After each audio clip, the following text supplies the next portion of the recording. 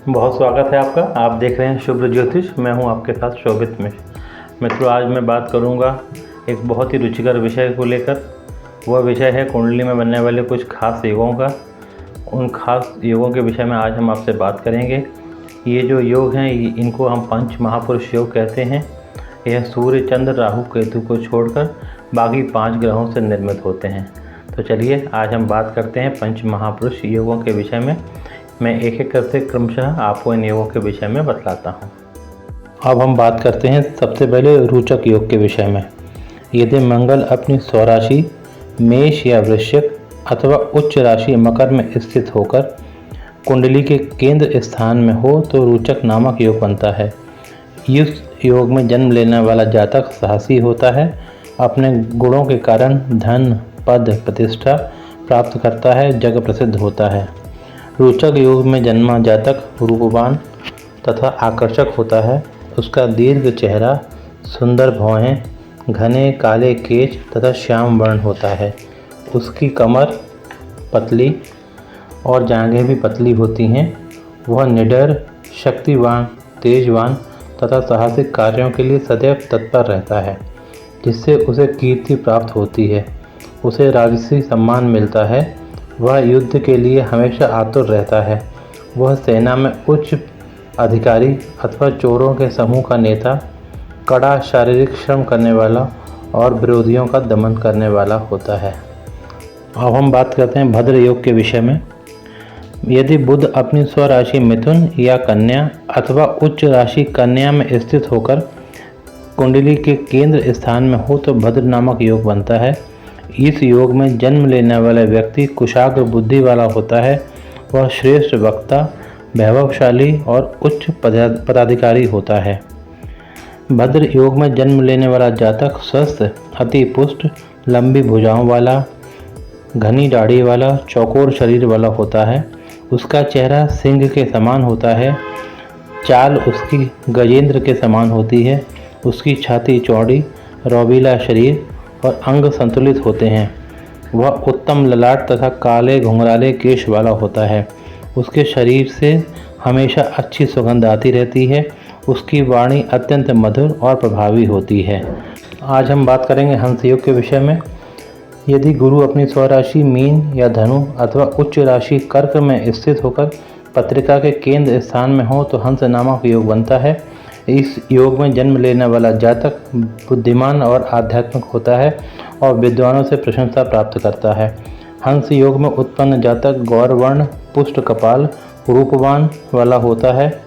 उसकी हथेली और नख लाल, कोमल चरण होते हैं और नेत्र मधु वर्ण वाले होते हैं। उसकी वाणी हंस की तरह मधुर होती है। वह कफ प्रकृति वाला होता है, जल क्रीड़ा का प्रेमी होता है और अत्यंत कामी होता है। ऐसा जातक धर्मशास्त्रों का अभिलाषी होता है और धार्मिक प्रवृत्ति, परोपकारी, सुंदर पत्नी से युक्त होता है। सुंदर देह वाला होता है। शारीरिक और सांसारिक सुखों को भोगता है। अब हम बात करते हैं मालव्य योग के विषय में। यदि शुक्र अपनी स्वराशि वृषभ या तुला अथवा अपनी उच्च राशि मीन में स्थित होकर पत्रिका के केंद्र स्थान में हो तो मालव्य नामक योग बनता है। इस योग का जातक विद्वान होता है, स्त्री सुख पाने वाला होता है, यश पाने वाला होता है, शांत चित्त होता है, वैभवशाली होता है, वाहन और संतान से युक्त होता है। मालव्य योग में उत्पन्न जातक रूपवान, पतले होठ और पतली कमर वाला होता है, गंभीर वाणी वाला होता है, चमकीले दांतों वाला और पूर्ण चंद्र के समान मनोहर कांति वाला होता है। वह सुंदर कपोल वाला, तेजमयी सुंदर आँखों वाला तथा लंबी भुजाओं वाला होता है। मालव्य योग के कारण जातक को विद्या, धन की प्राप्ति होती है। ऐसा जातक स्वयं के प्रयास से धन पाता है। वह स्त्री, पुत्र सभी सुखों से युक्त होता है। वह चतुर, विद्वान, धर्मशास्त्रों में निपुण होता है। वह लंबी आयु वाला होता है। अब हम बात करते हैं शश योग के विषय में। यदि शनि अपनी स्वराशि मकर या कुंभ अथवा उच्च राशि तुला में स्थित होकर पत्रिका के केंद्र स्थान में हो तो शश नामक योग बनता है। इस योग में जन्म लेने वाला व्यक्ति उच्च पदाधिकारी होता है, राजनेता होता है या न्यायाधिपति होता है। जातक बलवान, धनी, सुखी व लंबी आयु वाला होता है। इस योग में जन्म लेने वाला जातक मध्यम कद वाला, पतली कमर वाला, उन्नत दांत वाला होता है, वीर और दयाहीन होता है। इसका वर्ण गहरा होता है। वह प्रायः वनों में, पर्वतों, दुर्ग में अथवा निर्जन स्थान में विहार करने वाला होता है। वह चंचल नेत्र वाला, दूसरे के धन को हरने वाला होता है। शश योग वाला जातक अपनी माता का भक्त होता है तथा अतिथि का सादर सत्कार करने वाला होता है। वह गुणवान, धनशाली, विद्वान होता है। वह अतिकामी और पर स्त्रीगामी होता है। शारीरिक कष्ट पाकर वह लंबी आयु प्राप्त करता है। अब मैं आपको विभिन्न लग्नों में बन रहे पंच महापुरुष योगों के विषय में बतलाऊंगा। सबसे पहले हम बात करते हैं मेष लग्न की। यदि मंगल लग्न में प्रथम भाव में अर्थात लग्न में ही बैठा हो अथवा दशम भाव में स्थित हो तो रोचक योग बनेगा। यदि गुरु मेष लग्न के चतुर्थ भाव में हो तो हंस योग, शुक्र सप्तम में हो तो मालव्य योग, शनि सप्तम भाव में अथवा दशम भाव में हो तो शश योग का निर्माण होगा। वृष लग्न, यदि शुक्र लग्न में हो तो मालव्य योग का निर्माण होता है, सप्तम में मंगल हो तो रोचक योग बनता है तथा दशम भाव में शनि स्थित हो तो शश योग का निर्माण होता है।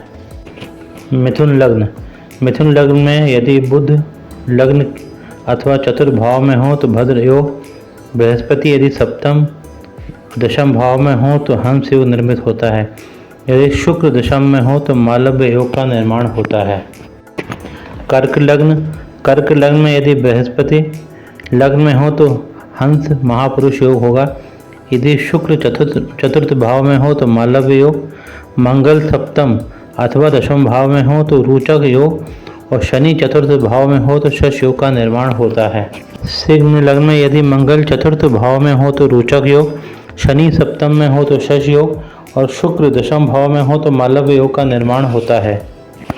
कन्या लग्न में यदि बुध लग्न अथवा दशम भाव में हो तो भद्र योग, बृहस्पति यदि चतुर्थ भाव सप्तम में हो तो हंस योग तथा शुक्र सप्तम में हो तो मालव्य योग निर्मित होता है। तुला लग्न में यदि शुक्र लग्न में हो तो मालव्य योग, गुरु यदि दशम भाव में हो तो हंस योग, मंगल यदि चतुर्थ अथवा सप्तम में हो तो रोचक योग, शनि लग्न में या चतुर्थ में हो तो शश योग का निर्माण होता है। वृश्चिक लग्न में यदि मंगल लग्न में हो तो रोचक योग, शनि चतुर्थ भाव में हो तो शश योग और शुक्र सप्तम भाव में हो तो मालव्य योग का निर्माण होता है।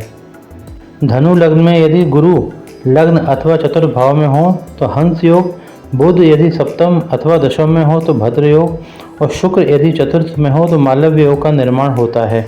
मकर लग्न में यदि शनि लग्न अथवा दशम भाव में स्थित हो तो शश योग, मंगल लग्न अथवा चतुर्थ में हो तो रोचक योग, बृहस्पति सप्तम भाव में हो तो हंस योग और शुक्र दशम भाव में स्थित हो तो मालव्य योग बनता है। कुंभ लग्न में यदि शनि लग्न में हो तो शश योग, शुक्र चतुर्थ भाव में हो तो मालव्य योग, मंगल दशम भाव में हो तो रोचक योग का निर्माण होता है। मीन लग्न में यदि गुरु लग्न अथवा दशम भाव में हो तो हंस योग, शुक्र लग्न में हो तो मालव्य योग, बुध चतुर्थ अथवा सप्तम में हो तो भद्र योग का निर्माण होता है। आशा करता हूँ ये वीडियो आपको पसंद आया होगा। अब मुझे आज्ञा दीजिए। नमस्कार, धन्यवाद।